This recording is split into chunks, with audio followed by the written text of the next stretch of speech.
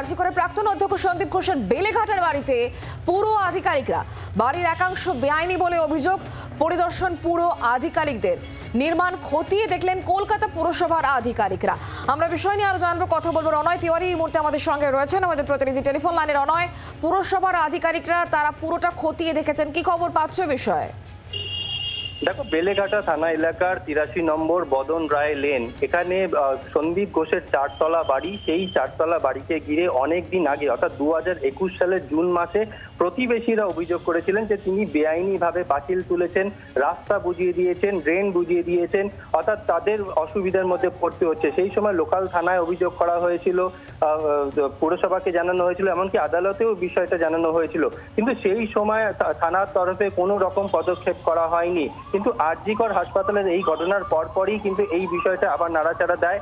গত 26শে সেপ্টেম্বর পুরসভার তরফে নোটিশ দেওয়া হয় যে তারা 30 তারিখ আসবে। এরপর আজকে তারা 11টা নাগাদ পুরসভার ইঞ্জিনিয়াররা আছেন, 3 সদস্যের ইঞ্জিনিয়ার, তারা বাড়িটা মাপজোপ করেন কোথায় কতটা বেআইনি রয়েছে। তবে প্রতিবেশীরা কিন্তু এই বিষয়ে ক্ষোভ উগড়ে দিয়েছেন। তারা বলছেন 2021 সালের জুন মাসে যখন তারা অভিযোগ করেছিলেন সেই সময় থানা কিছু করেনি, কারণ এই সন্দীপ ঘোষ অত্যন্ত প্রভাবশালী, সে যা কিছু ইচ্ছা করে দিতে পারতো। সেই সময় তারা ভয়ও পেয়েছিলেন।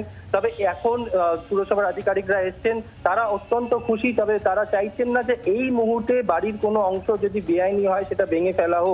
যদি ভেঙে ফেলা হয় তাহলে অবশ্যই সিবিআই ইডির সঙ্গে কথা বলে ভাঙা হোক, কারণ যেভাবে আরজিকর হাসপাতালের ভেঙে দেওয়াকে একাংশ ভেঙে দেওয়াকে করে যেভাবে অভিযোগ উঠেছে যে তথ্য প্রমাণ নষ্ট, এক্ষেত্রে যদি এই বাড়িতেও কোনো তথ্য প্রমাণ থেকে থাকে তাহলে সেটা কিন্তু ক্ষতিকর হবে। তবে এই মুহূর্তে পুরসভার আধিকারিকরা পুরোটাই দেখে গেলেন এবং পরবর্তীকালেও তারা আসবেন, এমনটাই কিন্তু পুরসভার তরফে জানানো হয়েছে। বাংলার আওয়াজ, বাঙালির আবেগ, জি 24 ঘন্টা।